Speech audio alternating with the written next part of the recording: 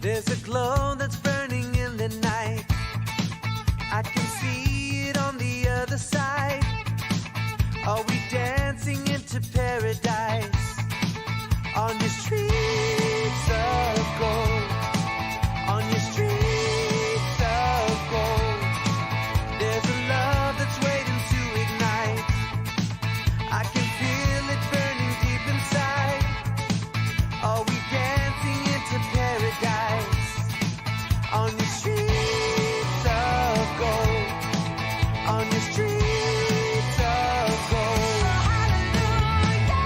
Hear the choir singing. Hear the church bells ringing. Walk the streets made of gold.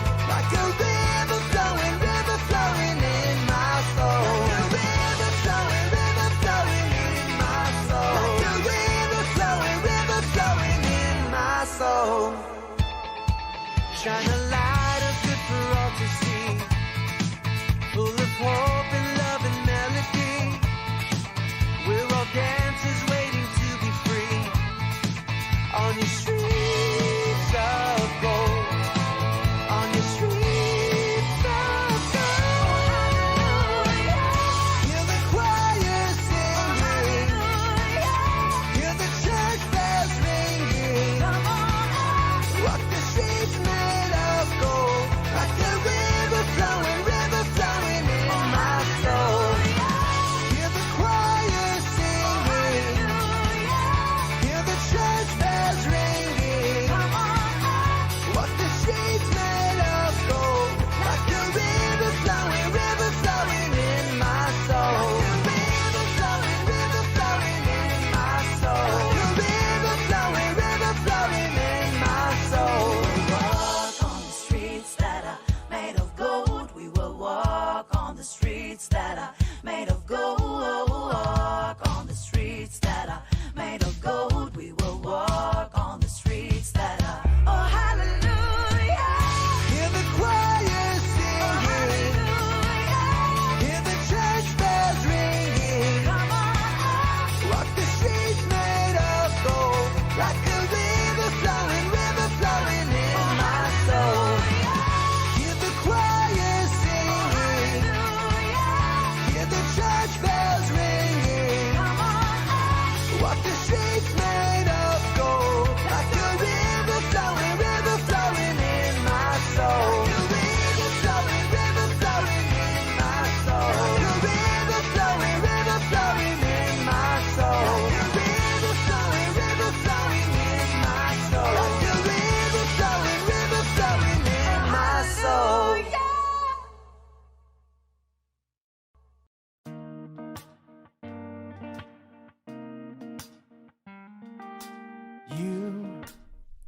Folks, when they look at the Catholic Church, tend to look at some of the things and think, hey, that's kind of weird. Why do Catholics do that?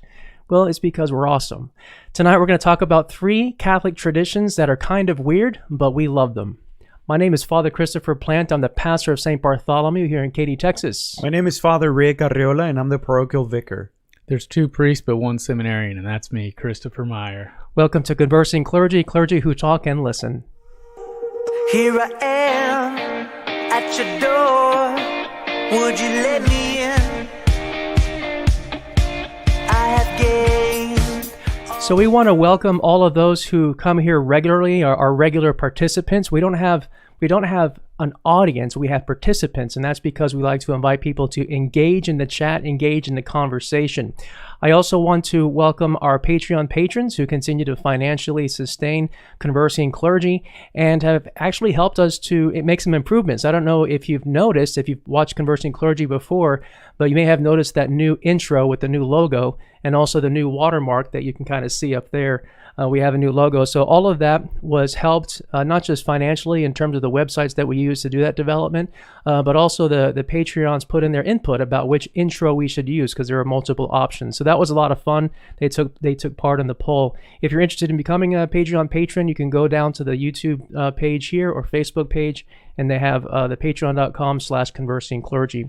Also, we want to welcome any newcomers. We're so happy that you are with us, and we hope that you enjoy this evening. The mission of Conversing Clergy is to be clergy that are conversing. What that means is that we talk, we listen, we invite chat from those who are watching in order for us to have a conversation in which we hear Jesus speaking to us, so that just like the apostles on the way to Emmaus, our hearts may be burning within us with divine love.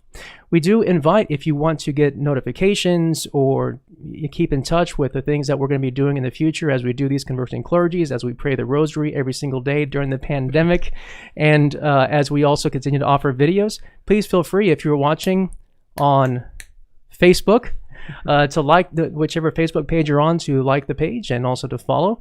Or if you're watching on YouTube, you can subscribe and hit the bell notification so that you can actually receive notifications when we publish a video or a live stream. All right. So we have a very fun evening for tonight, but before we get into that, we always like to talk about our mugs, because the mug is part of our logo, and it's because it represents that which it contains, which is coffee, which represents that which it fuels, which is conversation. So I have my mug, the Stormtrooper mug. And why is that? It's because tonight I feel like a real trooper. Okay, well, mine is Our Lady of Guadalupe mug. That is pretty new. I think we got them last week. Everyone got a new one. And so I always want to be under the protection of Our Lady of Guadalupe. Okay, so a few weeks ago, I told you the mug that I wish I had, and now I have it. Thank you to David and Kitty Robson. This is way more than I envisioned. Memento Mori, this is a unbelievably realistic skull here that will remind me of my death, as it reminded St. Francis of Assisi, who kept a skull on his desk. Yeah. So I want to keep this on my desk forever so that I remember that I will die, and I need to be good. There's nothing like drinking a tasty beverage from the inside of a human skull. It probably tastes a little bit better. Makes you wiser. You're drinking its brain. It really Oh does my look gosh. real. It's pretty terrifying how real it looks. I'm sorry for the kids at home. For some reason, I'm getting... Well, and that's something we want to mention for tonight as well, because we are going to get to some things that might require some parental discretion. Yeah, this is some good... of the weird stuff. If you can't handle this, you can't handle the show tonight. Actually, kind of reminds me of that Indiana Jones, the second movie, Temple of Doom. So I won't go into what the scene is. We have kids watching. So at any rate, so let's go over what's going on for tonight, Father Ricardo. What's our schedule? Well, are you going to talk about Chris, it? It's your that's turn. right, You talk yeah. about it. Okay, so we're gonna start big with our 3 traditions, but we know why you're here, so we're also gonna break that up with some meme time, everybody's favorite. And Father Christopher likes to say, if you're good, he will show the 3rd meme. Well, let me just say, I hope you're not too good, because I'm kind of scared of the 3rd meme tonight. So we'll maybe see that, maybe not. We're going to end like we always do with some Q&A for the last 20 minutes. So you can just fire off the really tough questions for Father Christopher and just give me the nice, easy softballs right down the middle. Thank you. Yeah, just ask about the most controversial stuff. Right. You know, women priesthood and... what are some other controversial ones? You know, anything regarding politics, we love to answer political questions. Just kidding. Just kidding on that one. Awesome. I'll read out some of the chats as well, just to give you a shout out. Please feel free to put in your chat all throughout the evening on YouTube or Facebook, and we'd be happy to include you in our conversations. So we love comments and questions.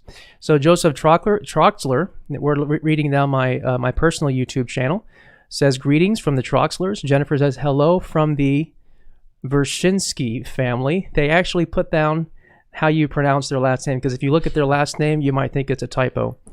One long typo. Suzanne Perez says, awesome. Joe Isham, hello from the Ishams. Mari Cruz, hello. Melissa Mejia, good evening. Adri Tej, good evening, everyone. LaDonna Hartman puts in a heart because she is a Hartman. Carolina Ruiz says, hello, Father Christopher, Father Ricardo, and Seminarian Christopher. The Ruiz family are joining you. My little brother and I like your Stormtrooper mug, Father Christopher. Glad to hear it. Sylvia says, good evening to all of you. Looking forward to our conversing topic. And Il Nelson says, hello, all. Grace Trevino, good evening to everyone. On the Facebook St. Bartholomew page, Sarah Duffy is with us. Good evening. St. Bartholomew Catholic Church says good evening. So I'm glad that St. Bart's is with us. I think that's from Pamela. Pam. If your church doesn't from support Pam. you, who does? Yeah, that's from Pam Felsman. So she's our communications director. So she's helping out. Judy Bearden says love this show. Thank you. We love you. We're glad you're on it. We're glad you're here with us. Jack Bailey is watching. Sylvia Torres Garcia says hello all. Jack Bailey says love the mugs. Eduardo Michael says good evening. Lynn Lewis, happy to see you all. Norma Rodriguez is throwing us a heart and prayer hands. Charlotte Sacco says, is that a new CC logo? Yes, it is. That is our new CC logo. And I hope that you like it. We wanted to kind of clean it up a little bit more and simplify it. So we used one of our websites and drafted it. And then Father Ricardo helped as well. Because the logos, like the coffee mug, didn't have a cross in it because these websites obviously just don't have that kind of symbolism. For some reason. But Father Ricardo applied his talents and did some magic in Photoshop and was able to Christianize the symbols. So, so it has the cross. Logo. You baptize a logo, Yeah. or like it was an emergency baptism. It was. That's right. It was. Well, it's like the obelisk where they in Rome where they put a cross into it. So Right. it's kind of like that too. Claudia Sanchez says prayer hands. Very cool. And Jackie Wilson says hello to the trio and waiting for this interesting subject. Awesome. And we're also very, very much looking forward to tonight's conversation. Jessica Saldana says, good evening, Conversing Clergy. Deacon Bill Wagner says, just made it. Howdy all. And Ana Aguilera says, hola a todos. Huge fan. Thank you so much. All right. So those are all the comments so far. I think it's time to go ahead and get started with the rest of the evening.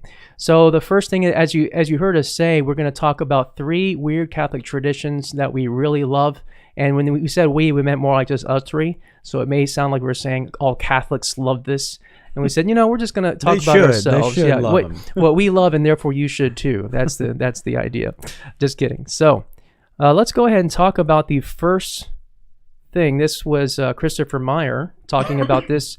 What appears to be weird to others, but that he personally loves. So our first, we're going to talk about the scapular, and we're talking about specifically the scapular of Our Lady of Mount Carmel. So there's actually lots of scapulars, but there's one that everybody really knows. And you sent me a photo as well. Do you want them to see it? Sure, let's see it. So we'll switch over to that, yeah. So I actually became very interested in the scapular. It's funny, I have to confess, I was enrolled in the scapular already, but when I was in Puebla, on my way to the Spanish school that we were learning the language at, there was this beautiful church that we went to Mass every single morning at, and it was Our Lady of Mount Carmel, owned by Carmelites.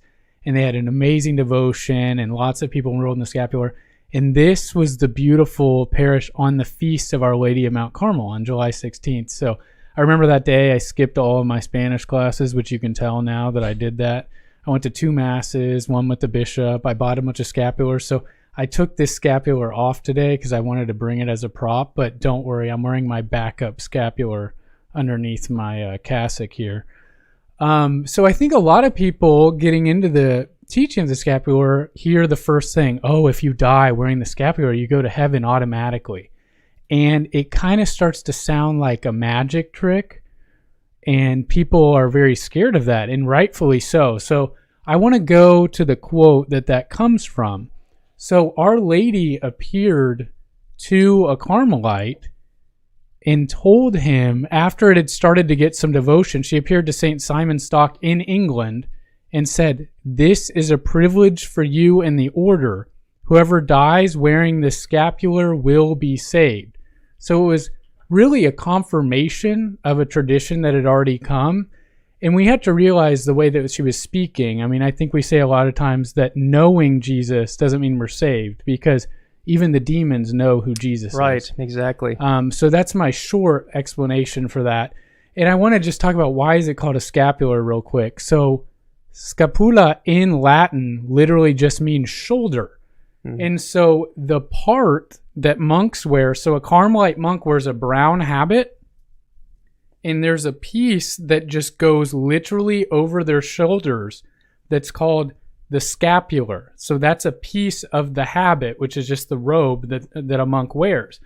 And so lay people or non-monks, so that includes me and even when I'm a priest, non-monk, started wearing this to be enrolled in the scapular, but obviously they weren't dressed as monks. So it's a really beautiful tradition. And some of the people who are called third order, so there's different levels, have giant ones. I don't know if you've ever seen these. I mean, they're like I have. they're like this big. Yeah. You know, it's almost like wearing a hair shirt underneath because you have the Right. tough material.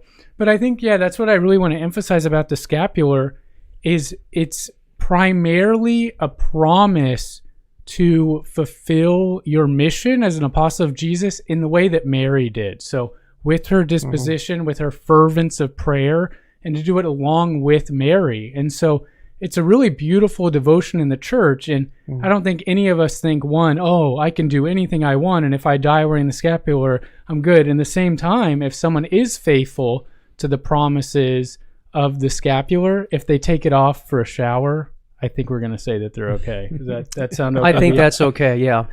Someone if actually they die in the shower, and I've actually seen metallic scapulars as well. So I am wearing a metal scapular on one end, and I also have the metal, Benedict, the Saint Benedict metal as well. So I've seen that too.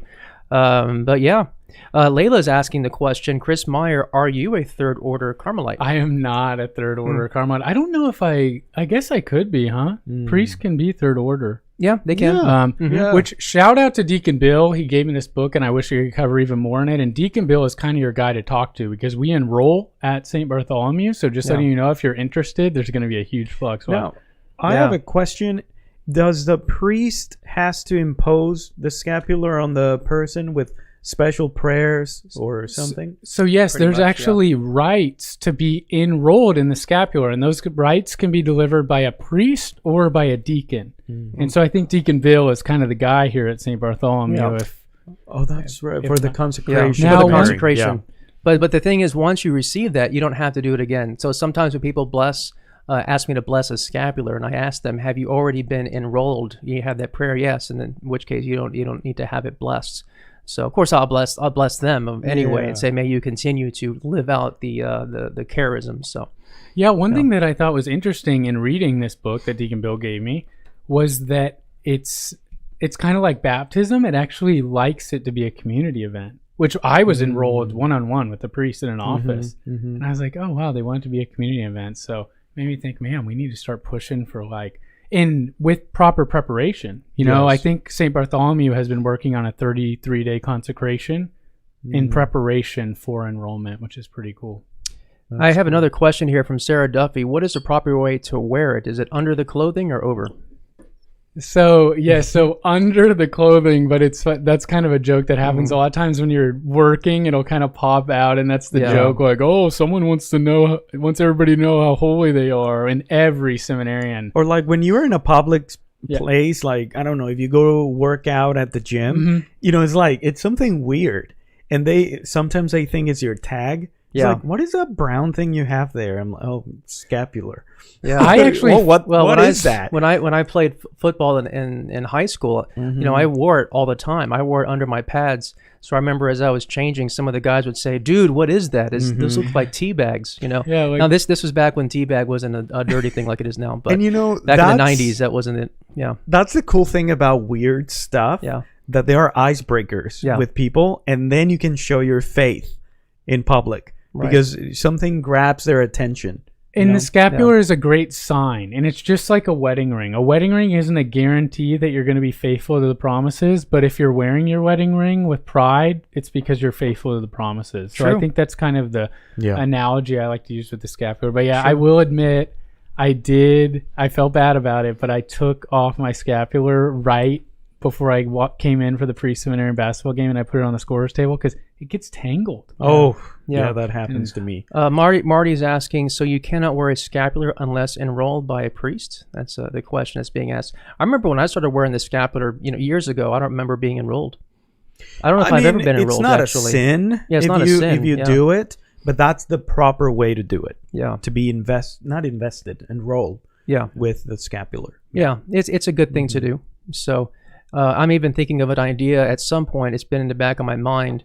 A couple of things. I would like to do the actual blessing of the Benedict medal, Saint Benedict medal. I mean, not that our blessings would be fake, but to do the blessing that has been written out for it, and also the enrollment of the scapular for people that might want that, on a regular basis once we get through this quarantine time. Yeah, no, it looks like almost a liturgy of the word for a wedding. The enrollment of the scapular. It has readings, intentions, universal prayer. Yeah. Suzanne Perez says, I do not take mine off except to shower. Layla says, I do not wear a scapular. My brain cannot multitask between Carmelite and Franciscan. I am too dumb. So I don't know. I don't know what to say about that. Can you multitask? I mean, if you're a Jesuit, you can plug Jesuit into anything. Yeah, that's right. So here we go. Here's where the jokes start. The Carmelites are, I mean, everybody's great, but the Carmelites, I feel like they have like the highest level of prayer. So I just like to be a little bit associated with them. I mean, they're like Saint Teresa of Avila, Saint John of the Cross. Their saints. Yeah. I mean, they're two of the best saints. Saint Teresa of Lisieux, the best mystics. Yeah. This church that I fell in love with had not a single statue of Teresa of Lisieux. You know why? Why? Because it was built before she was alive. Oh wow! Isn't that amazing? See, that's what's great about going to Europe, where churches are old, like really old. And this is in Mexico, but Puebla. Mexico. Yeah, everybody knows that Puebla in Mexico, is the Spain. It's kind of like the Spanish mission. Oh yeah, they've got churches going back to the 1500s. I remember that. Yeah. Now, do you guys know anything about the green scapular and the difference? Nothing. That's other another than, one. I mean, there's like 16 of them, 20 of them. Oh wow! Oh geez, I didn't know that. Different colors, you mean? Well, because there's different devotions. So Different the brown devotions, one yeah. is just the really popular one. That's the Carmelite. Yeah, they're distinct. They're distinct. Yeah, awesome conversation. Others say that they actually take it off if they sweat. Can they wash it? I think you could wash it. I don't see why not. So good. We have a lot of great conversations coming in. But at this moment, though, all this talk about holiness and thinking about the scapular, it's getting me kind of itchy, when I think about wearing a scapular. Yeah. Or no, wait a minute. Maybe it's another kind of an itch. Oh. I think it's an itch for the meme time. It's meme time, it's meme time. Gather all your friends, it's meme time. It's meme time, it's meme time. The only cure for sadness. It's meme time, it's meme time. Gather all your friends, it's meme time. It's meme time, it's meme time. The only cure for sadness.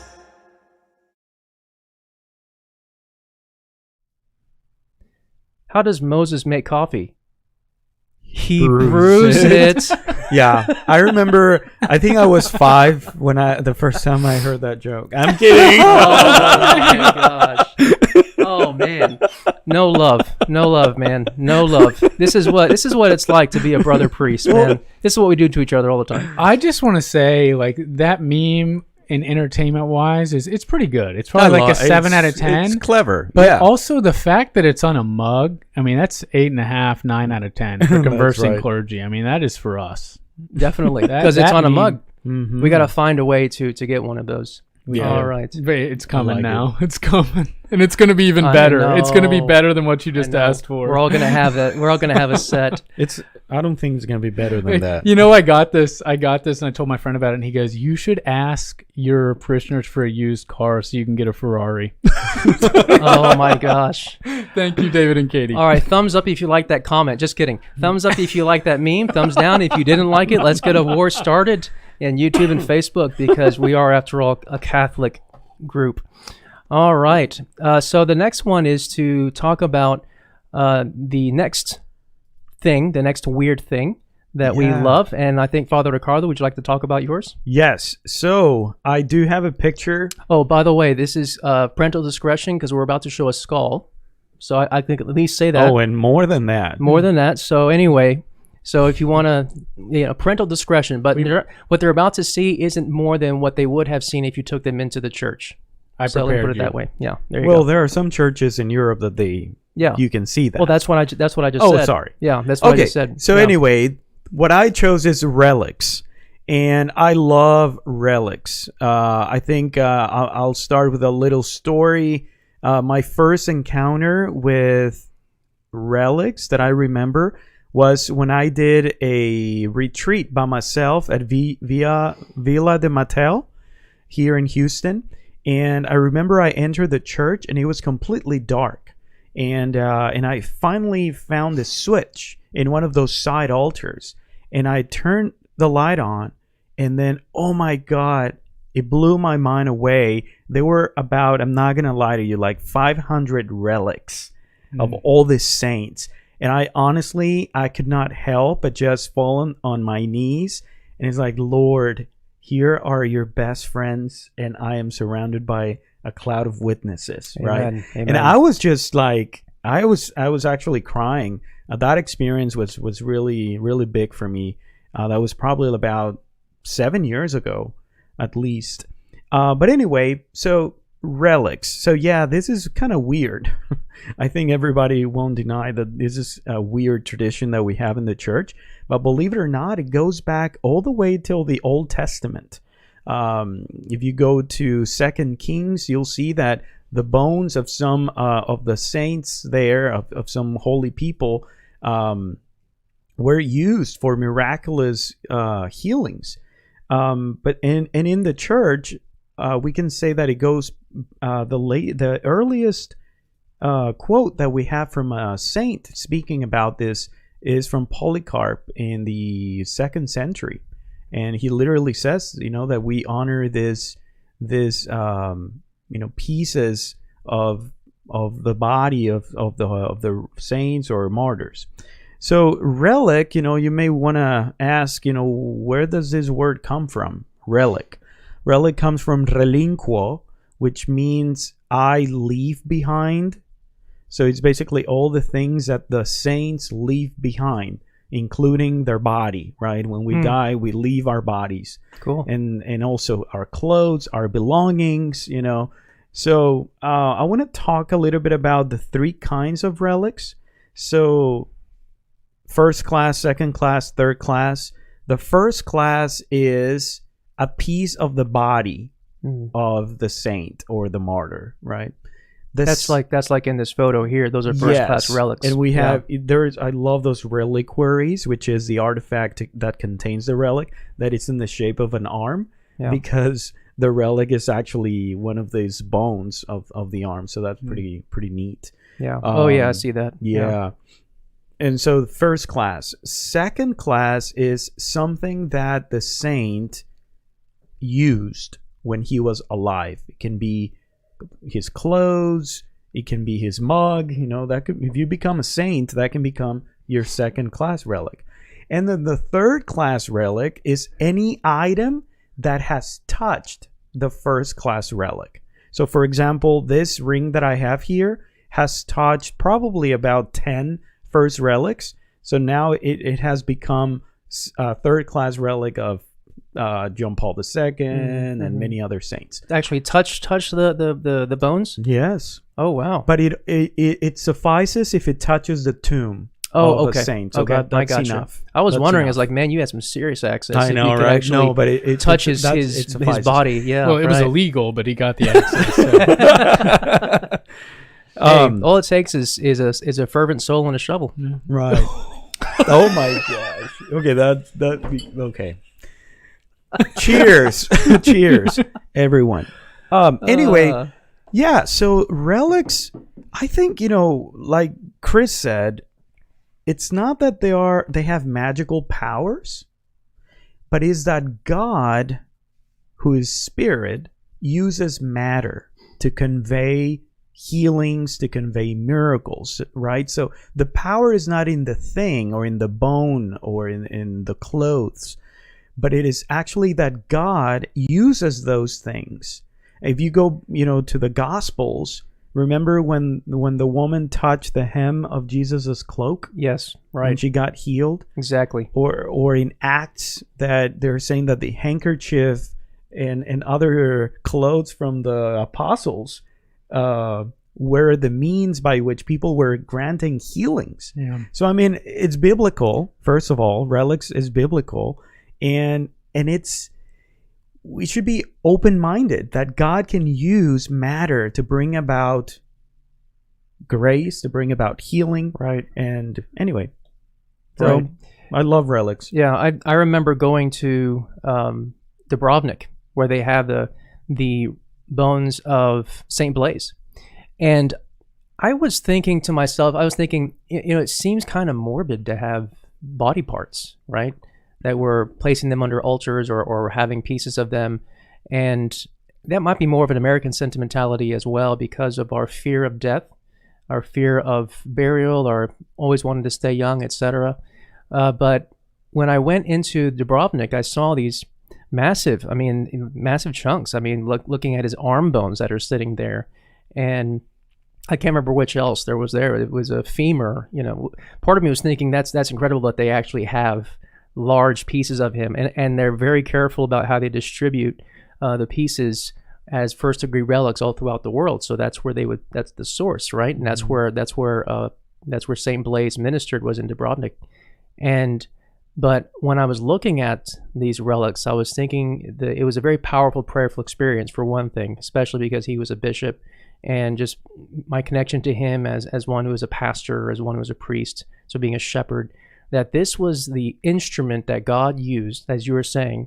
This is the instrument, this body is the instrument that God used for his glory and for his work of salvation. And what a beautiful thing that is, and have a connection to him, to have a connection to our Lord Jesus through that relic.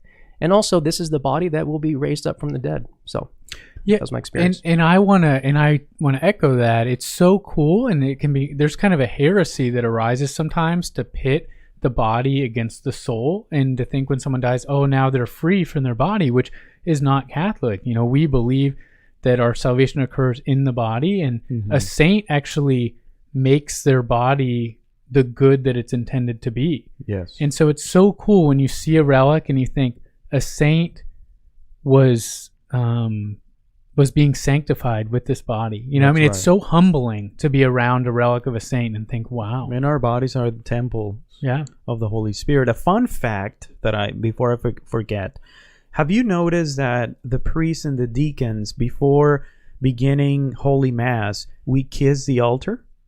Well, that tradition comes from our honoring of the relics, because the relics are put in the altars, which, by the way, they have to be first class always. Yeah. And so there are parts during the Mass, especially in the old rite, there are like 3 parts or 3 moments that the priest kisses the altar. Yeah. And he says some prayers about it, and he mentions the relics that are there in the altar. So now the priest is not only honoring the altar per se, but also kissing the relics that are there. Yeah, that's awesome. I'm going to go ahead and read through some of the chats here that have come in. A lot of great conversation. Bethany O'Neill says, I learned something new about relics. Thank you, Father Rick. And Deacon Bill Wagner says, am I a second-class relic? I lived in the seminary with Blessed Stanley Rother. I know that I touched him on several occasions. So I think actually you may very well be the source of a first-degree relic, my friend. That is so Have cool, you taken a shower? Yeah. Because if you took a shower, then that's it. Yeah. Isn't that is so cool that Deacon Bill lived with Blessed Stanley Rother. But his son says, yes, you are a relic. So William Wagner's there too, Deacon Bill's son. So we have some that were making some comments about the relics. What are the relics in our altar at St. Bartholomew? We're still investigating that. So I said I would look into it, and I've been a pastor for 4 years, and I don't know the answer to that question. So I am a bit embarrassed. I should know that question, but I know the answer. But I'm going to look into it. Are you sure we have? I'm certain we would have. If we did, I mean, this was 1999 when it was consecrated, unless somebody took them out. But our altar is not fixed. Well, yeah, I know it should be, but it isn't. Because that could be a cause for not having relics. No, I doubt that. I doubt that would be the case. You wouldn't consecrate an altar that doesn't have a relic in it. I mean, especially under Archbishop Fiorenza. He was the one that consecrated the church. He wouldn't. So yeah, he wasn't as what's the word I'm looking for? He wasn't as strict, I guess, or he was a bit more flexible on those restrictions. So anyway, we better have a relic. If not, then we might have to build a new altar. I don't know. So, all right. No comment. How many relics does St. Bart's have? I'm going to find that out, Kristen Zubler. Nadia says, Basilica of St. Francis in Santa Fe has a large display of relics also. And then also there is a relic behind, there is a relic stand, and some folks are talking about that in the chat behind us. I was told that it was St. Joseph. Another person told me it was St. Bartholomew. It says So- St. Bartholomew there. Is it St. Bartholomew? It Because says The right one in there. the church. Because I've heard, Yeah. because I've heard two people tell me two different things. So Yeah, it says St. Bartholomew. yeah, Yeah. that's good. If you ever have the opportunity, says Jennifer, visit St. Anthony Chapel in Pittsburgh. It houses the largest collection of relics outside of the Vatican. Beautiful chapel. Which St. Bartholomew is an amazing relic to have. But- That's first generation saint right there. Yeah. Interesting. Do we have any relics of St. Joseph in I the don't know. world? I No, don't think so. no, that's why. No, because we... Anyway. No. Yeah. Well, Yeah. let me get through the chats Yeah. here because I want to make sure that everybody is able to participate here. So one, I lost my place. Your chats are coming in so quickly, but it's great. Brian Sutton says, my wedding band touched a reliquary holding a vial of St. John Paul II's blood. And I love that I wear a relic every day. That's right. Yes. Leila says, the great relics, legendary relics of Christ's Passion preserved in St. Peter's, a piece of the true cross, tip of the spear, the veil of Veronica. Absolutely. Bryn Sutton says, the sisters who keep the relic brought it to my kid's school. One of them is in Alum. I guess Alum, yeah. Nadia says, there is a piece of the true cross in Dickinson. That is exactly correct. It's very special. Shrine of the True Cross. Yeah. And LaDonna Hartman says, cool, Father Ricardo. That means you're just cool. That's what that means. Yeah. Thank you. We Yeah. have also a relic of the True Cross in the Co-Cathedral in the processional cross. Right. What? Yes. Yeah. Yeah. I've see? held that Yes. many times. You're a second degree. No, there are two. So I've held both of them. Oh, okay. You're a second Yeah. degree relic, yeah. Christine Herman says, I believe the relic we have at St. Bartholomew is a small piece of bone from St. Bartholomew. So there you go, in the center of the cross that is on the stand near the statue of Mary. Layla says, Deacon Bill is not a relic. He is a true classic. Suzanne Perez is laughing at Father Ricardo. Who? Suzanne Perez, she's Why, laughing at Suzanne? you. I don't know, she's rolling around laughing. said I have a Something funny funny. face. I know. Aggie Chris says, finding those relics sounds like a mission for a fervent soul and a shovel. Touche. Il Nelson says Deacon Bill's a living saint. That is correct. The relic should be in the base of our altar, Jurix Enterprise says. And Nadia Simmons says, I was an altar server at the dedication mass. So maybe you can tell us a little bit more about that. Mhm. And then Loving Life says hello to everybody.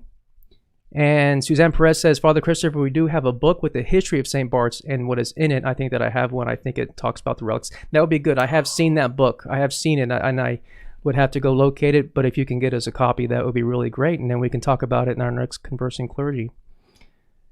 Jason Polo is asking the question, hello, Father Christopher. Great show. Love tonight's topic. I wanted to ask, what, if any, requirements to consecrate oneself to Our Lady via the 33-day method by St. Louis de Montfort? There really isn't any requirements beyond just doing it. Just follow that, and that's basically it. It's good to have it end on a feast day, to do the day on the day of the consecration, but I highly recommend it. Sylvia says, that's great to know about kissing the altar. Thanks, Father Ricardo. So, fantastic. All right, well, all this talk about being a fervent soul and really, really loving our Lord, I think it brings me up to the next topic, and that's about the incorruptible. So that's the favorite that I wanted to talk about. So let me go. Yeah, It almost I threw seemed like you your off. meme Yeah. intro. I did it on purpose. I did it on I was purpose. like, oh, he guess You he's tricked changing the us. schedule. Yeah. No, the incorruptibles, it's something that I want to talk about, and it's connected to the relics, obviously. But the incorruptibles are those occasions where the bodies of the saints, after they had been buried, and then they were taken out from their caskets or their tombs after maybe a decade or two, their bodies were discovered to be incorrupt. In other words, that they were preserved. They looked as if they looked the same as they did when the day that they died. Now, what's fascinating about this, and Father Ricardo and Christopher Meyer and I were going into a pretty deep conversation about this, is that a lot of times, or pretty much every time, the bodies of these bodies of the saints begin to decay after they're taken out. So there's a couple of opinions out there about the nature of the incorruptible, but I want to talk more about the theology behind it. Saint John Vianney, that's what you're looking at here, was a very holy priest, and I got to celebrate Mass at the altar over the body of Saint John Vianney, this very same incorruptible body that you're seeing here. And there was such a connection to him. And if you look at his hands, now his face is actually covered. That's a mask over his face, but his hands are not covered. So you can actually look at his hands, and they look very, very well preserved. So relatively speaking, but having a connection to him, to his body, again, the sense of this was the body that God used to hear so many confessions, to celebrate all those masses, to bring people away from towards our Lord Jesus Christ, away from eternal condemnation, inspiring the people to be very holy. All of that, I felt a connection when I celebrated Mass over the altar that was over his body. And so that's how I see it. Now, there are some questions about, okay, so what about the saints whose bodies began to decay after they were taken out of the tomb? And we had spoken about this. And it turns out that it's possible that some of the incorruptibles were such because of the air, the pressure, the humidity inside of the actual tomb or the casket, because there are examples of incorruptible bodies of people that weren't saints, or even of other religions, of that happening. Yeah, Hinduism, and that there was an honor that was being shown to those bodies. So it may not actually be a thing where it's miraculous, but one could say that the miracle is the miracle of location and timing, that let's just say that there's a scientific cause for it, or a natural cause, I should say. Well, why this specific saint, right? Why this specific person? So I think that's something that's another way that we can look at it. There's also reports of when they've taken the body out and then they smelled roses or flowers. So that's also part of the story. Which that's a pretty big one. I mean, can you imagine? Because I mean, I haven't taken a lot of bodies out, but I don't think they smell like. I haven't taken any bodies out, to be clear, Aggie Chris. Zero bodies. Fervent souls, shovel. That's all you need. But if I had, I don't think they would smell like roses. Yeah, right. And so what they do now is that these bodies that are corroding, they place masks over them, or they put wax over them. Again, it's just honoring. I think it's just honoring our Lord by honoring the saint. So Alcida Chasen says, what about when a normal person is found incorrupted after years buried? So again, I think that goes back to that perhaps natural explanation. Mm-hmm. So awesome. Great chats in here. You know what else is incorruptible? What else is immortal? Meme time. Meme time is always here with us.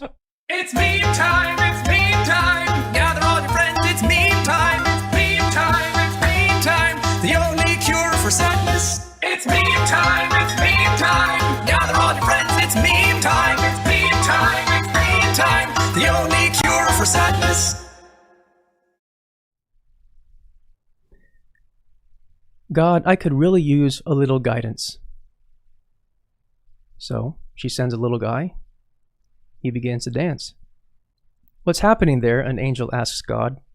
God says, I don't know, man. She just asked for a little guidance. A little guy dance. Wow, wow. Thumbs up if you liked it. Thumbs down if you didn't. Let's get a war started, because this is Catholic meme time. All right. This is the meme that's having like our very scrupulous Catholic just go off the rails. They're like, oh, I have to be so careful how I ask God things. I'm so sorry if this meme has damaged your spiritual life. Just don't ask for a little guidance. Yeah. Be more specific. Aggie Chris says, all you need is a fervent soul and a shovel. He says that should be a t-shirt. Or a mug. Yeah. Bobby says, I love the incorruptible saint, such a validation of God's power over death. I think it would be a demonstration, right, at least in terms of helping us to look at the dignity of the body and its resurrection. Carolina Ruiz says, my family and I have gone to the church where the remains of Santo Toribio are in Santana, Jalisco. Santo Toribio Romo. Yes. What very good. He is a patron saint of immigrants, I believe. Right, yeah. Right. So we're about to go into another segment, and that is the PDC, so Pictures of the Domestic Church. And we've gotten some great photos and pictures that we would like to show you. Before we do that, though, for those who have joined us after the beginning, somewhere in the middle, we're very glad that you are with us. Conversing Clergy. We are clergy that talk and listen to engage in conversation so that we can hear Jesus Christ in our conversations and have our hearts burning within us, just like the apostles at Emmaus. So if you're interested in more content like this, these live streams, the videos that we do for the scriptures, the daily rosaries and chaplets that we've been doing, and if you're on Facebook, please feel free to like the video and follow the Facebook page, whichever Facebook page you're on, or if you are on the YouTube, you can hit subscribe and also the bell notification so that you can be notified when we have more live streams and videos. So thank you so much, Christopher, for really getting that going. If you hadn't done that, it would never have finished. It's a slow animation. All right. So now we're going to go ahead and go into PDC, Pictures of the Domestic Church.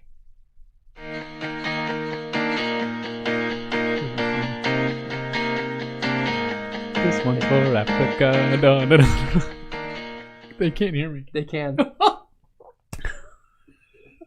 I forgot to remind Chris that they can.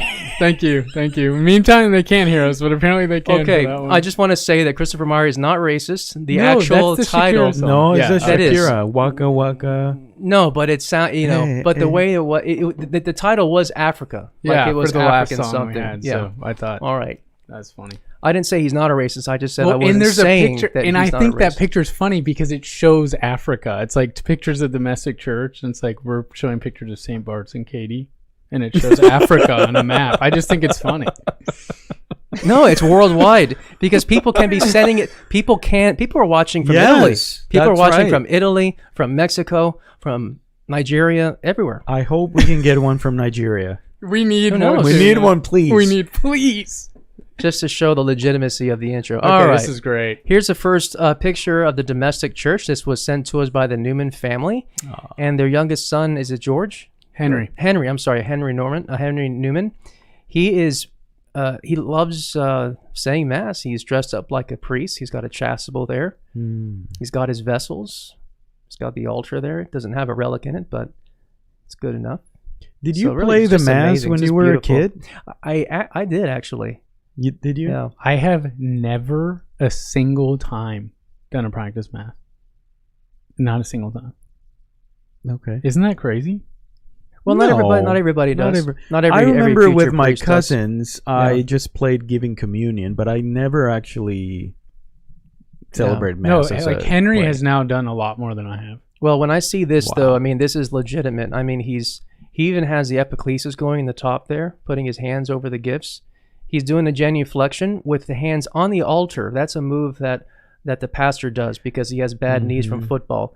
So he's actually, I think he's paying attention. He's like, well, Father Yeah. grabs That the altar is to get his way really back up. funny that he picked Yeah. that up from you. And then one day he's going to be a priest and he's gonna say, that's how I've always done it. Right. Yeah, exactly. Since time immemorial. That's right. That's how you say it. I grew up doing it like that. Yeah.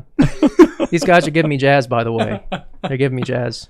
So I love that. That is so moving. Thank you. Oh, it's Newman. beautiful. Thank you for sending it. Now, what you're seeing is real, okay? But I want to show you also what I was seeing in my own mind, just visualizing the future of this young boy. So I decided to do an artistic representation of what that might look like.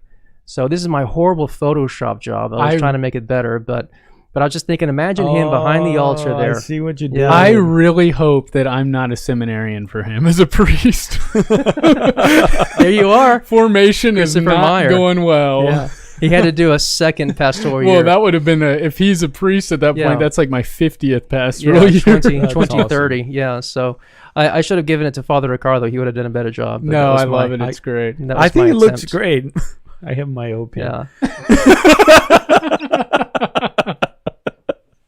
Oh, Nadia Simmons says, how does he know what the epiclesis is, Aggie Chris? I think you're talking about for She's probably Henry. she's saying because of oh my gosh, Catechesis is the Good Yeah. Shepherd. She's his teacher. Ah. So she's probably patting herself on the back. I see you, Nadia. I see Aggie you. Chris says he yells epiclesis during Mass. Epiclesis. Epiclesis. You all wouldn't even be. Yeah. You all would be like, you might even break if you heard that during Yeah. Mass, huh? If you were like, going, Epiclesis. It's epiclesis time. Nadia says Mary cheered when she saw Henry. Suzanne says Henry is adorable. We agree. Father C, Laura Machi says, Father C, you don't know that there isn't a relic in Henry's altar. This is very true. That's a good point. You know, Actually, the Newmans have connections, you know. we're about as sure as there's one there that there's one here. Now his, so this is from his, I'm assuming his mother, Allie Newman, says he makes his siblings do the readings and sing songs when he plays mass. Very cool. It's awesome. Yeah, so cute. Everyone loves it. Everyone loves it. Thumbs up. Thumbs up all Future around. priest. I like that they Future call him priest. Happy Hank. That's his nickname. Yeah. Happy Hank. Happy Hank. See, that's how a vocation starts, right? Right. Or it can start. And I know there are different stories, but yeah, that's fostering vocations at home. It's very cool. Thank you for doing Very that. cool. Thank you for sending that in. And he's an Aggie, so he's a lock to be a priest. Yes. Well, to be a saint, I would say. Yeah, fair. So Deacon Bill Wagner says Henry Augustine! Exclamation Henry mark. Augustine. All right, we're going to look now at the next picture from the domestic church. So this isn't about me, by the way. This is a photo that was sent in by Deacon Bill Wagner, who's watching right now, and I made sure that he was going to be on this. So he's watching the Easter Vigil Mass, and what you see on the right side is the Easter Vigil candle that was used in 1976 at St. Bartholomew. And I thought that was really special. So I think what happened was that after the candle gets used up, sometimes the used candle after the full year is given to somebody else, or sometimes they cut them up as well. I've seen that, and they hand them out to parishioners, and they can have that as a devotional candle. So I thought that was really cool. So 1976. this candle was from St. Bartholomew. That's the Easter Vigil candle in 1976. And he said it was a first. He decided to light it on this occasion for the first time. Since then, yeah. And what a cool moment, but wow, I hope that doesn't happen again. Deacon Bill, the head of RCAA, was not at our Easter Vigil because we were staying under 10. I know. And we didn't have anybody to bring to the church. What a weird year. Yeah. It was something that I said as well. I said, I hope this never happens again. Yes. Yeah. You know, it's yeah. So we got a lot of great comments for that. Sari Duffy says, wow, love the deacon pick, Deacon Bill. And Irma says, very nice. On the YouTube side, Nadia is she's very thrilled. 1976 candle. Terry says, me encantó. And Suzanne says, wow, 1976 Easter candle. All right, we're going to move on to the next one. This is from the Vasco family. I'm pretty sure that's how you pronounce it. Vasco or Vasco, I think. So they have a nice setup there with the larger TV, and they have a table there with candles, with 3 candles, and they have a nice devotional candle on the left side. I'm not sure what it says, but it looks really nice, and Our Lady of Fatima there. So just beautiful. Just a nice setup. And that's from Ken, Jen, Connor, Parker, and Dean Vasco. So thank you so much for those pictures. Yes. Those pictures of the domestic church. Very encouraging to see everyone continuing to pray and to celebrate the Mass and continuing on in this time of isolation. But the pictures of the domestic church, I think we'll just continue doing anyway, even after the quarantine's over, because I think it's really great to do. So if you want to send any pictures of the domestic church to us, you can just send it over to cmeyer at st-bart.org. That's C, the letter C, Meyer at st-bart.org. Also, if you want to send in any memes as well. Now, we do have a good collection of pictures that have been sent for the domestic church, and as well as some memes. So we're going to continue to work through those. So please don't be discouraged if you don't see yours coming up. It will be brought up. So and send them as JPEGs. It just makes my life easier. Please send them as JPEGs. He keeps sending it to me in it's a HAIC format, and I'm thinking, wow. And I'm thinking, you know what country do you think we live in where we use a HIAC? What is I that? forwarded an email to him, and he responds, "This is America. Make it a JPEG." And so I had to convert. Hey, maybe those are the ones from Nigeria. Maybe so. See? It's legitimate. That legitimizes what I've been saying about the PDC. Oh, that's good. Man, that's good. Too funny. All right, so we're getting closer to the tail end of our evening, and so we're going to open up now for question and answer. Any questions you would like to ask us. Ask a theological question, or it could be a question to me as pastor of St. Bartholomew. We can talk about the goings-ons of St. Bartholomew. So, and continue to behave so that we can see that third meme. That's the next. Or not. That's the other thing. Or don't behave. I don't care. I cannot believe it's not this. my problem. I don't know how he got it. I'm confused. Yeah, you'll see. Yeah, Patrick Conisado says this year's Triduum was strange, but so powerful as well. Thank you for that, Patrick. Yeah, one thing I can tell you, and I said this last time, I can't say it enough, was that Father DeCarlo's Exalts at chanting was just very, very beautiful. Oh, thank you. So I look Definitely forward to was a beautiful experience singing that. Thank you. Yeah, did you sing it during your diaconate year or no? Yes, I You did. Good. Mm-hmm. Yeah. At St. Patrick Church. Greetings. See if anybody from St. Patrick is watching. Sarah Duffy's asking an inkling on when Mass will reopen. Is there an estimate? I can tell you that I can say at least this much. There are openings that are happening right now under Governor Greg Abbott for certain stores, etc. And so I would imagine that there are conversations happening with the bishops in Texas, talking about if we can reopen for certain masses or certain sacraments. I imagine there might be more about coming up in the future. So, but no idea in terms of estimates. I wish I could tell you more. Mm-hmm.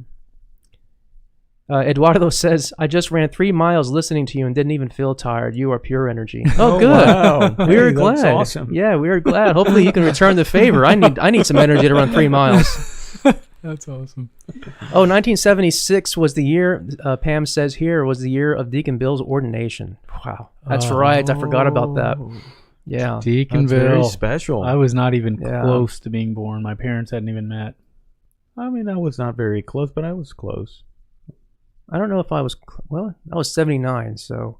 Oh, super Yeah, close. yeah, super close. I'm 3 generation. years. You're a millennial. I don't know if you realize that. That's why You're a millennial. That's why I'm cool. What year were you There's born? Debate. I've heard that it starts 1985, And you and were I'm 82. you're kind of there. So I'm still Maybe I'm not. the forgotten Gen X, the cynical. I was You know. transitioning millennial. Yeah. Well, I still have that, that desire to skateboard. And, But I and be definitely rebellious don't and- relate very well with millennials in my way of thinking. So Yeah, that's true. maybe not. That's true. Well, I relate with you, but you are you? Do you consider yourself a millennial? What people think about millennials? No. What do people think about millennials? Lazy, not able to commit. Self-entitled. I Self-entitled. definitely like the commitment thing is not something I've had to intelligent. work on. No like talent. I definitely used to be that type of person who was like, yeah, maybe we'll see. Like I wouldn't, and then I noticed that as kind of a flaw. Well, yeah, you've definitely Millennials. changed then. Seminary formation, it's good. Jack Bailey says, Father Ricardo, I remember how well you sang during your year at St. Ignatius in the spring. So there you go. That Yeah. one was a different exalted. That was it was Father Coy, Father Norbert, and me. We did a different version of it. So it was I was actually super nervous. So it was a quartet or something? No, it was like 3 different parts. Oh, wow. But it was interesting. It was interesting. Huh. But yeah, definitely not. Fascinating. It was not the same one. Yeah. Thank you. And Marty Brown says, Father Christopher, I cannot find your homily from last Sunday. Where do I go to find it? You go to, maybe Pamela, if you're watching this, Pam, if you can post a link to the homily from this last Sunday. If you go to the video section of St. Bartholomew, then there will be a list of all the videos, and there's videos being published every single day. Those are the live streams for the masses. So you'll find the live stream for the Sunday Mass for 9 a.m., and then you will, actually, you better do 5 p.m. because 9 a.m. the power went out. But look for the Saturday 5 p.m. Mass, and then just kind of fast forward through it.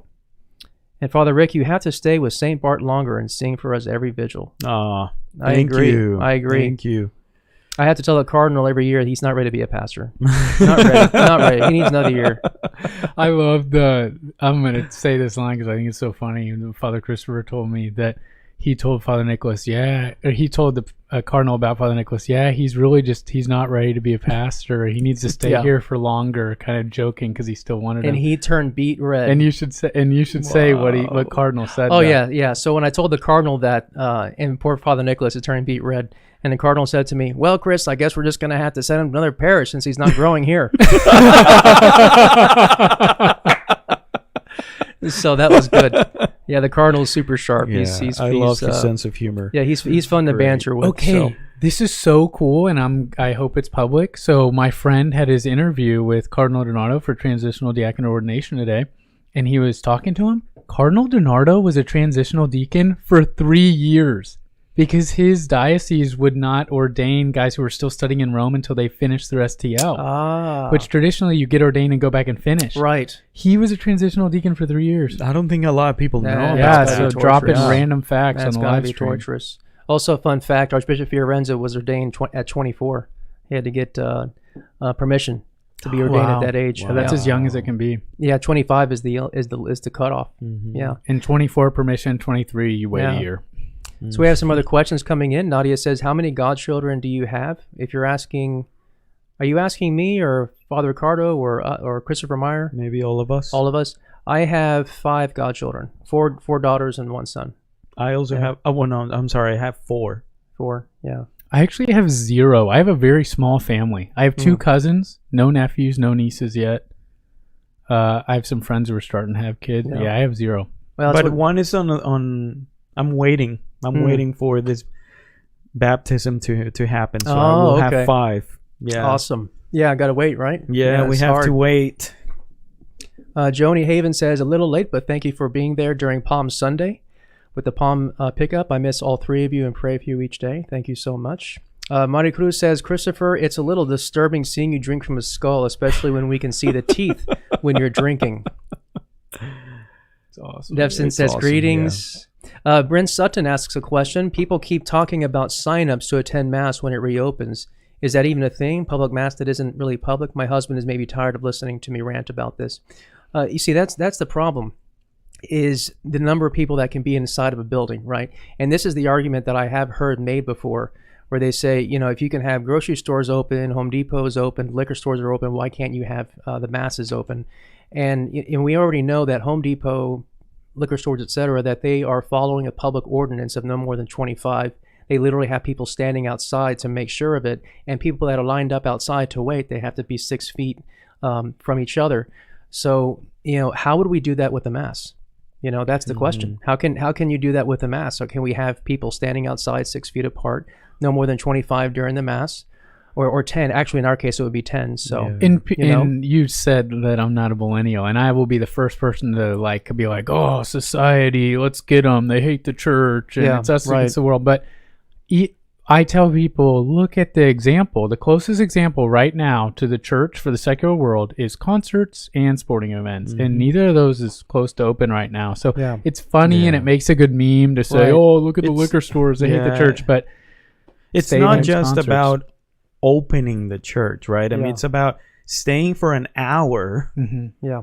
right, with the possibility of somebody coughing close to you. they're packed Yeah. in. If you're in the store, you're walking. I mean, the Yeah. chances of getting somebody's sneeze, Yeah. are Yeah, very it's rare. it low. really is a very frustrating situation. I know, for example, the other one is parking lot masses. Well, there's a couple of things there that we have been asked not to do. That number one is risk of desecration of the Eucharist, for dropping it on the pavement, and also placing the host inside of cars and not having a control over how the host will be received. And then, but let's say we didn't even distribute communion. You're going to have people in the parking lot that are leaving their homes to come up and congregate on a church property. And the cardinal has asked us to say, look, I want you to encourage them to stay home so that we can all stay healthy. He's concerned for their health. He's also concerned for our health. In Italy, 86 priests died because of the coronavirus. And there's a lot of elderly priests as well in our archdiocese. So he's also thinking about that. And I think that's something that we have to consider. And the other part, especially in mega parishes, things get even more complicated because we have 6,000 households, right? Let's say we have all the normal masses, right? We establish all the mass times, 8 masses on the weekend, and they're parking lot masses. Hey, if you're familiar with the grounds of St. Bartholomew, you know what that would look like. Maybe 20% will actually be able to see the mass taking place outside. Everybody else is going to be circling around the campus. Where are all those cars going to fit? So I mean, that's another, and it's just it gets more complicated when you get to the mega parish. So yeah, I mean, if you wanted to limit the number of people to go to mass, then it would be a sign up. But even if you did a sign up, what would happen? Well, you would have people showing up for the sign up, and then other people showing up anyway. Because I know how people are. They're going to behave in a way where maybe they may not think that the rules completely apply to them. And I tend to see that in a church environment more than in other environments, probably because they know that we can't do anything. We're not going to arrest them or something like that. But anyway, it's really complicated. So I hope that answers the question. But yeah, it's a very frustrating situation. I'm right there with you. So Audrey Wynn says, is it true that black and white checkerboard pattern considered a satanic symbol and churches should not have that pattern? I never heard that before. Yeah, me neither. Sorry. If you can find a source, that might be helpful. Sienna wants to know what language you speak and if you learned them in the seminary. I speak English, Spanish. I speak a little bit of French and very, very, very, very little Latin. I understand just a little bit. Latin and Spanish I learned in the seminary. French I learned on my own.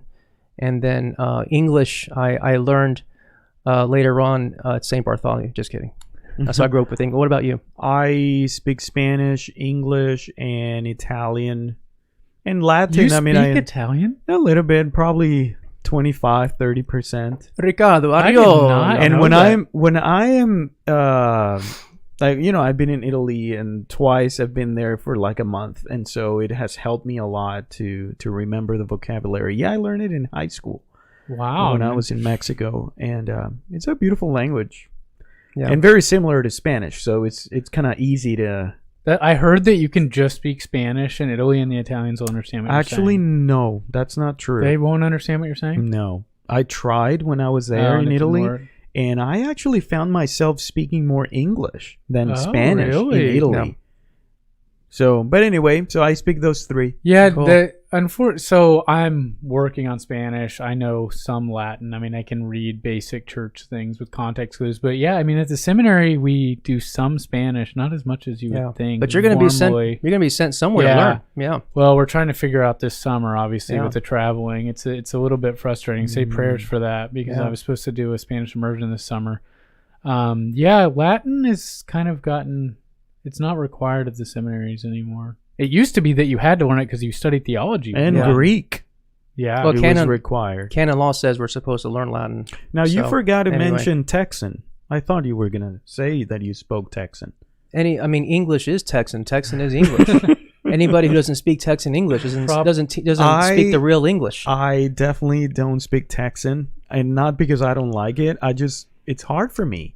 I don't even say y'all, and I've been in this country Do for you really 13 not? years. Well, I mean, ustedes, right? well. Ustedes, but we don't have that distinction with you and you. I don't understand why people make such a big deal out of y'all, because that's not the cool word that Texans made up. The cool word that Texans actually made up is y'all, which means Y'all. you all will. Yeah. Y'all. Yo, Y'all will. have to come over sometime, which literally means Yeah. you all will have to go over. Hey, do you mind teaching me some Texan? Yeah, no Okay, problem. cool. Yeah, it'll have to Can be you teach later me on. Spanish? Yeah. Here's a question. Here's a question right here. Luigi G says, "Are you still going to do 1024 next year?" I'm not going to be here next year, Yeah. unfortunately. So I'm going to be back at the seminary. Yeah. Who knows what the seminary Who knows what that's going to like. look like? Yeah. Might yeah. be like all us living there and taking online classes or something. Jay Rodriguez says, the Rosary Center site where I go to pray the rosary, there are references to the Bible, but my Bible doesn't have some verses. My understanding is they use the English Dewey from the Greek Septuagint. I'm not sure. I have to go more into the Rosary Center site, but that would be an interesting thing to look at. Layla says, if the Saturday night Mass is a youth Mass, why not have a senior Mass to protect the seniors? It would seem to me that even the seniors might make each other sick. They might. That's why even in the nursing homes, they're segregated into their own rooms. They're not allowed to leave them. That's what my grandfather's going through. So it's really, really a bad situation. What are the options for St. Bart's financial struggles and covering expenses? So right now, I think I can say at least this much, that we are looking at alternative funding that is out there. So for example, the SBA loan is something that churches can obtain. And so we're hoping to obtain that. And in the meantime, what you can do if you want to give to St. Bartholomew, and I usually talk about this at the end, you can go to givebart.com, and that'll take you to the Faith Direct page if you're not already giving regularly. And we would appreciate if you can do that, and if you have the ability to do so. Luigi says, how long have you been a pastor, Father Christopher? I was made a pastor back when, let's see, it was after my third year of priesthood, so that would have been 2008, 10, 11, so 2011. So it's been 9 years. Which is really fast, by the way. Now it's starting Yeah. to become more common, unfortunately. Yeah. We do have a priest shortage, so everybody who's watching, you have to give one son. Yeah. Loving Life says, you're doing what is best for us, Father Christopher. We'll wait until you tell us you are ready to open the church. Thank you. Joni says, Father Christopher, should we now call you Obi-Wan? And Father Rick, should it be Father Luke? And Deacon Chris, should it be... Oh, not Deacon Chris, I'm a not just deacon yet. now. Oh, but look at what she's... Deacon Chris, should we call you Deacon Jar Jar?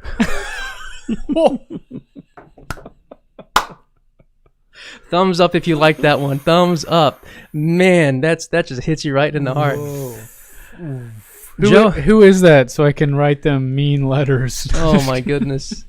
Joe Isham says, what do you think about receiving a sheet of paper for your penance? I'm not sure what that question means. A sheet of paper? Maybe a sheet of paper telling you what the penance is? I'm not sure. Bryn says, I really appreciate your answer. I'm so thankful to be in a parish with so much online outreach. Thank you, Bryn. Rob says, what if the logo is rotated 100 degrees to look like a drop of Christ's blood? It's an option. Hey. Def sends I like prayers for the weather tonight. There are some tornado warnings, so we got to be careful with that. My truck. And LaDonna says, y'all, it's not just Texan, it's a Southern thing. My mom is from Mississippi, and I've used it all my life, and I am from Michigan. So I'm going to go through the comments on Facebook here. Let's see. I want to make sure I capture these. We have a question here from Jack Bailey. Oh, I'm sorry.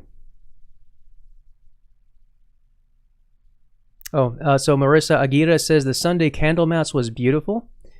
Miosotis Salazar says, gracias por ese maravilloso esfuerzo que nos mantiene unidos y creciendo en la fe. So thank you so much, Miosotis. She's saying this is wonderful and very interesting. Krista Dooley says, would you ever consider having the new deacons on as guests on Conversing Clergy? We did get 2 new deacons, right? Or am I mistaken? We don't have 2 new deacons. We have men who are studying to be deacons, but we don't have 2 new deacons yet.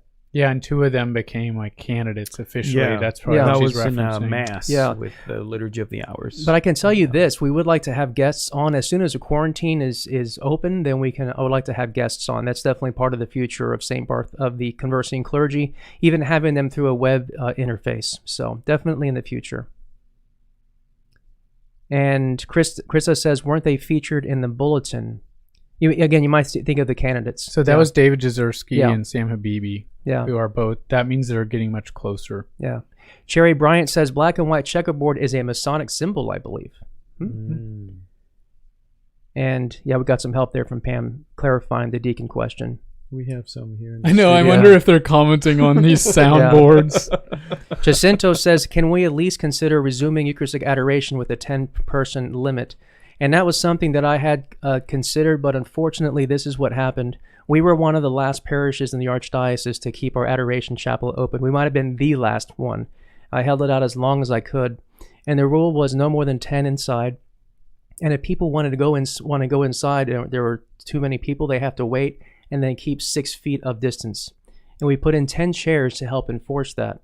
And what we have found was time and time and time again, we had 15 people, 5 people would just show up. And we had signs posted, and we had staff showing up to tell them, look, you need to respect this rule. Even in the very end, I saw 15 people or 12 people inside, and 8 people were all bunched up against the entrance. So, I mean, I just personally, as a pastor, feel frustrated because I try to provide those opportunities. And again, I don't know what happens on church property where there's kind of a sense of, I don't need to follow the rules. So I don't know. And another thing that I just want to mention kind of at your defense is a lot of these grocery stores, people have tons of extra staff. I mean, if you go to Chick-fil-A, they have tons of employees there, way more than usual to help run these lines. Well, hard truth about St. Bartholomew is we've had to furlough most of our staff. Right. So not only do we not even have our usual staff who aren't used to just opening doors and making sure there aren't too many people, but we don't even have what we... there's no way we have more. And even when we had the staff, it was just constant. I don't know, but then again, it's not like Home Depot where we had someone on there all the time, constantly. So, Anyway, Because but- we're not making enough money Yeah. like these places that are making more money right now and can afford. Exactly. We have the opposite problem, unfortunately. Exactly. So we'll see. We'll see what happens in the future. Hopefully things open up. And then Sarah says it takes some time. I'm from Wisconsin, but once you settle into it, y'all becomes normal. So awesome. Well, this has been a great chat, and I think a good way to continue our Q&A. We're out of time. Bye. I think Bye. they've My been- name is Christopher Meyer. I'm a seminarian. He's Father Christopher, pastor. Father Ricardo Brookovicker. Bye. And thank you, and welcome to Meme Time. It's meme time, it's meme time. Gather all your friends, it's meme time. It's meme time, it's meme time. The only cure for sadness. It's meme time, it's meme time. Gather all your friends, it's meme time. It's meme time, it's meme time. The only cure for sadness. Hey, who is that? Whoever it is, he matches his roommates at Mass. It's called being Roman Catholic. That's awesome. Where'd you get this? Here's where I got it. Okay, I put in Google funny Catholic memes, Wow. and I kid you not, this somehow showed up in the search. And I looked at it and I said, "Oh, that's kind of funny." Matches, and I said, "Oh, that's Father David Condola." And then I said, "That we can include that. It's got Father David, it's Aggie." And then I looked closer and I said, "Oh, wait a Without the minute beard. here, without the beard, No beard. no beard, no glasses, Khaki pants. I don't have khaki pants anymore. Yeah, that's right. It's all black. It's all black now. Yeah, so we, believe it or not, so that was the first week with my new roommates, and one of our roommates wasn't there, and he's always glad he wasn't in that picture because he hated that we did that. That was Padre Pio's pad. It was household I lived junior and senior year, and we were losers, but we wore blue for Mary, I guess. Mm-hmm. And man, we got a lot of heat for that. We were like in the first or second row. You know, we're just Wow. immature college kids. And That's yeah. pretty cool. Yeah. That's awesome. Yeah, very good. That is awesome. So there, I'm gonna leave it up there as long as we can, and I'm gonna let you go ahead and do some copies if you want to do the snip tool on Microsoft Windows, and so very good. We do have a few more comments here about the adoration. Maybe start with the adorers. We actually did have it set up in terms of just having the adoration chapel, just the two adorers to keep perpetual adoration going. So we did have that originally set up, but that was before the hard order came in from Greg Abbott to shut down, not from Greg Abbott, but from the Harris County, because it wasn't considered an essential service. So that might be another possibility, is to open up perpetual adoration again, but that also means that we have to line up those adorers, get them all set up, get them lined up, and then do it that way. But it would be exclusively the two adorers, or people that would just sign up, but then that would mean that we would have to keep it locked down, and then we have to manage and tell people, they're showing up outside and telling them, look, this is exclusive to the adorers. In which case you'll get people lining up outside, then you're back to square one with more than 10 people congregating on the property. So, and that's the other thing too, is that the cardinal has asked not to have people congregating on the property.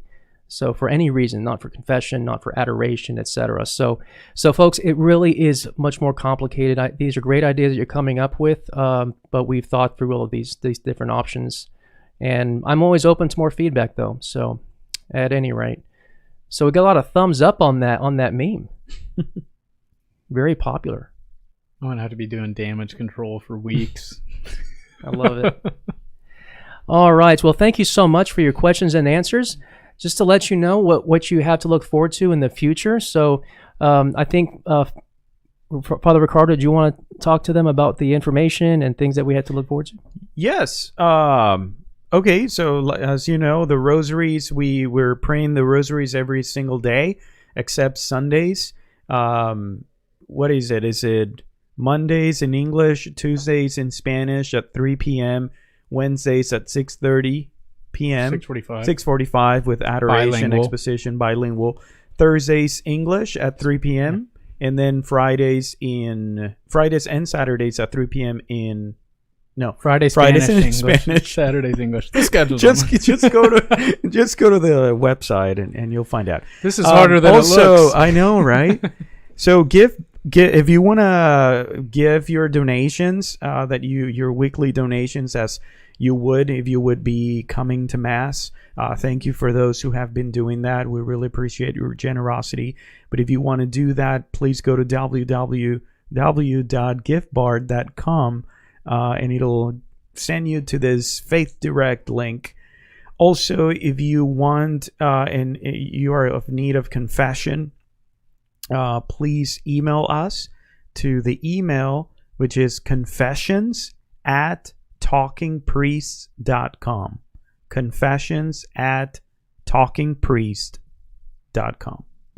And and we'll get back with you.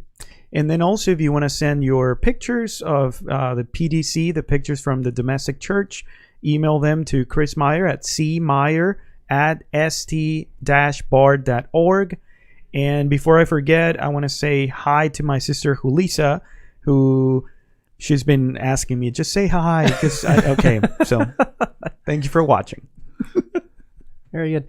And again, if you want to be a Patreon patron to help financially the Conversing Clergy ministry, feel free to click on the link below on YouTube or above on Facebook, the Patreon page there. And that's a way to also be included in the ministry and help to shape its future. So if you're interested in that, it's there for you. And if you want to send me money directly, my Venmo, I'm just kidding. What's your PayPal email address? Awesome. All right, so we're going to go ahead and close it up now. I'm sorry if we weren't able to get to all the chats. They just started coming in, and just a lot of great chats, and we're going to continue to do what we can do to include you, because this is Conversing Clergy, where we are clergy that talk and listen in order to provide a conversation in which we hear Jesus himself speak, so that our hearts may burn within us, just like the apostles who are on their way to Emmaus.